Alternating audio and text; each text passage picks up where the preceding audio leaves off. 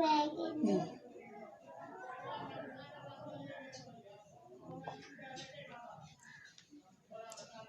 भैया बहनों। कक्षा 10वीं की हिंदी की इस कक्षा में आप सभी का स्वागत। इससे पहले के वीडियो में हम लोग देव जी का जो कविता पढ़े थे उसमें हम लोग देखे थे कि देव जी बाल बसंत का वर्णन कर रहे हैं और वहाँ पर देव जी जो है कि लिंक से हटकर सामान्य जो बसंत के विषय में कवियों का जो नज़रिया है उससे उलट जो है कि देव जी दिखाते हैं। अर्थात सभी जो है कि बसंत को ऋतुराज के रूप में प्रदर्शित किए हैं, लेकिन देव जी उसे ऋतुराज के पुत्र के रूप में, बाल ऋतु के रूप में, बाल बसंत के रूप में वर्णन किए हैं। अब जो अगला कविता है इसमें देव जी चंद्रमा का जो सौंदर्य है उसका वर्णन करते हैं और यह बताना चाह रहे हैं कि चंद्रमा जो है वह बहुत सुंदर है, लेकिन राधिका उससे भी ज़्यादा सुंदर है। वस्तुतः इतना सुंदर जो चंद्रमा है वह तो राधिका का एक प्रतिबिंब मात्र है। ठीक है, तो देखते हैं, कहता है कि फटिक सिलानी सौ सुधारियो सुधा मंदिर उदधि दधि कोसो अधिकाई उमगे अमंग। कहते हैं कि पूर्णिमा की रात है। पूर्णिमा की रात में जो है कि चांदनी इस प्रकार फैली हुई है, चंद्रमा की जो चांदनी है वह इस प्रकार फैली हुई है। चांदनी की जो है कि आभा धरती और आकाश में इस तरह फैली हुई है मानो स्फटिक क्रिस्टल नामक शिला से यानी पत्थर से निकलने वाली दूधिया रोशनी हो, जो संसार रूपी मंदिर पर पड़कर उसे ज्योतित कर रहा है। फटिक शिलानी, फटिक मतलब होता है स्फटिक, एक प्रकार का क्रिस्टल होता है, इसको संगमरमर भी कह सकते हैं। शिलानी मतलब पत्थर होता है। सुधारियो यानी बनाया हुआ, सजाया हुआ। सुधा मंदिर,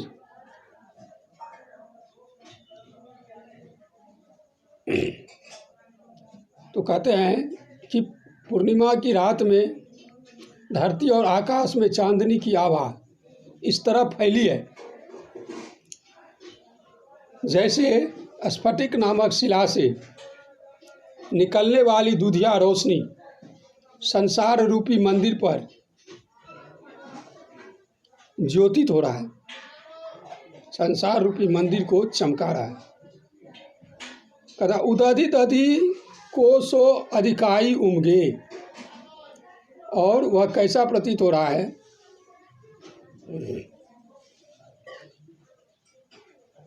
बस कहते देव जी कि वह जो है कि वह चांदनी जो है कि इस प्रकार प्रतीत हो रहा है जैसे दधि का समुद्र हो। संपूर्ण नभ में, संपूर्ण आकाश में दही का जो है कि समुद्र उमड़ता हुआ सा नजर आ रहा है। नहीं, चांद की जो चांदनी है वह कैसा प्रतीत हो रही है, तो जैसे दही का सागर हो। दही का सागर जो है कि संपूर्ण आकाश में उमड़ता हुआ सा प्रतीत हो रहा है। उमगे अमंद, उमड़ रहा है। अमंद मतलब होता है ना मंद, जो कभी मंद नहीं पड़ने वाला है, ऐसा यानी सुंदर ज्योतित दही का जो है कि सागर हिलोड़े मार रहा है। बाहर ते भीतर लो भीति ना देखे देव, दूध को सो फेर फैल्यो आंगन फरस बंद।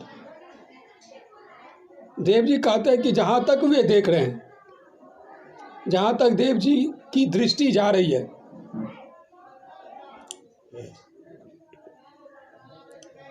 वहाँ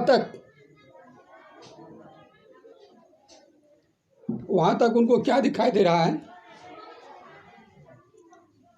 दधी का सागर दिखाई दे रहा है और चांदनी की और जो है कि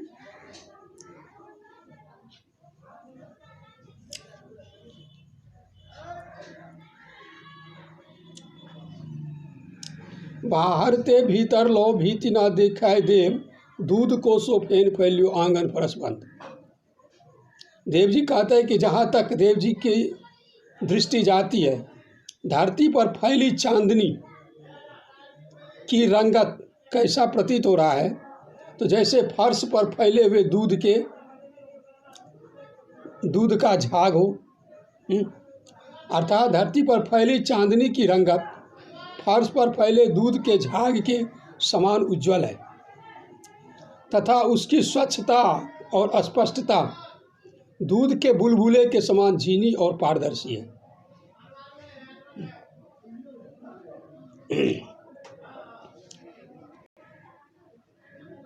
तारासी तरुणी तामे ठार झिलमिली होती, मोतिन की ज्योति मिल्यो मलिका को मकरंद। कहते हैं कि रात में आकाश को निहारते हुए देव जी देखते हैं तो उन्हें ऐसा प्रतीत होता है, उन्हें ऐसा लगता है जैसे आकाश के तारे नायिका का वेश धारण कर अपनी सुंदरता की आभा को समस्त आकाश में बिखेर रही है। यहाँ तारासी तरुणी, तारासी तरुणी, यह तो वर्ण का जो है कि तारासी तरुणी ता में या तो वर्ण का जो है कि आवृत्ति हो रही है, इसलिए यहाँ पर अनुप्रास अलंकार है। और फिर तारासी तरुणी, तारा को तरुणी का रूप दिया जा रहा है, तो यहाँ मानवीकरण हो रहा है, तो यहाँ पर मानवीकरण अलंकार भी है। तो कहता है कि यह जो फर्श आंगन में यह जो दूध के झाग के समान जो धवल चांदनी फैली हुई है, उस चांदनी में क्या है कि तारा जो है, ये तारा तरुणी के समान खड़ा क्या कर रहा है, अपनी सुंदरता की आभा को समस्त आकाश में जो है कि बिखेर रहा है। कहता है कि अब वह कैसे लग रहा है, तो जैसे मोतिन की ज्योति मिल्यो मलिका को मकरंद, वह ऐसे मिल रहा है कि मोती की ज्योति मिल गई हो और मलिका को मकरंद, और फूल का जो है कि फूल को मकरंद मिल गया, फूल को जो है कि उसका रस मिल गया हो। ऐसा प्रतीत होता है कि उसमें मोती की चमक और फूल की महक उसमें समाया हुआ है। आरसी से अंबर में आभासी उजारों लगे, प्यारी राधिका को प्रतिबिंब सा लगत चांद। तो यहाँ जो है कि चंद्रमा सौंदर्य का सर्वोत्तम उदाहरण है, किंतु कवि ने राधिका की सुंदरता को चांद की सुंदरता से बढ़कर दर्शाया है। इसलिए कहता है कि आरसी सी अंबर में आभासी उजारी लगे। आरसी से अंबर में, आरसी मतलब होता है दर्पण, शीशा, तो शीशा के जैसे अंबर में, यानी स्वच्छ, शीशा के समान स्वच्छ स्पष्ट दिखाई देने वाला जो अंबर है, आभासी उजियारी लगे। उसमें क्या है कि आभासी प्रतीत हो रहा है, उसमें जो है कि समस्त जो है कि चांदनी जो है कि चांदनी की आभा छटा वह जो है कि उजाड़ी लगे, यानी उजला उजला लग रहा है, श्वेत लग रहा है। और कहता है कि प्यारी राधिका प्रतिबिंब सा लगत चांद, और ये चांद जो है वह प्यारी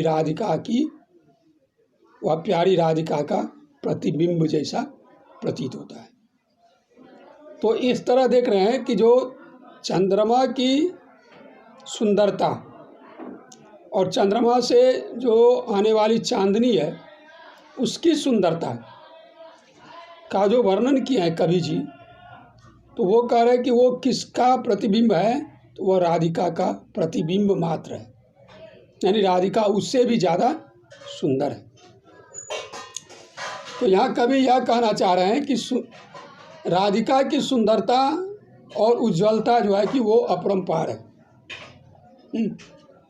यहाँ चांद के सौंदर्य की उपमा राधा के सौंदर्य से नहीं की गई है, बल्कि राधा से चंद्रमा को छीन बताया गया है, हीन बताया गया है, इसलिए यहाँ व्यतिरेक अलंकार है, उपमा अलंकार नहीं है। ठीक है भैया बहनों, इस तरह हम लोग देख रहे हैं कि इस कवित्व में कवि जी जो है कि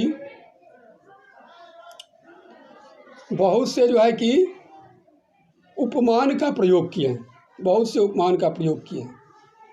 जैसे कहते हैं उदधि दधि, दही का समुद्र, जैसे कहते हैं दूध का झाग, जैसे कहते हैं मोतियों की चमक, जैसे कहते हैं मलिका को मकरंद, यानी फूल की वास,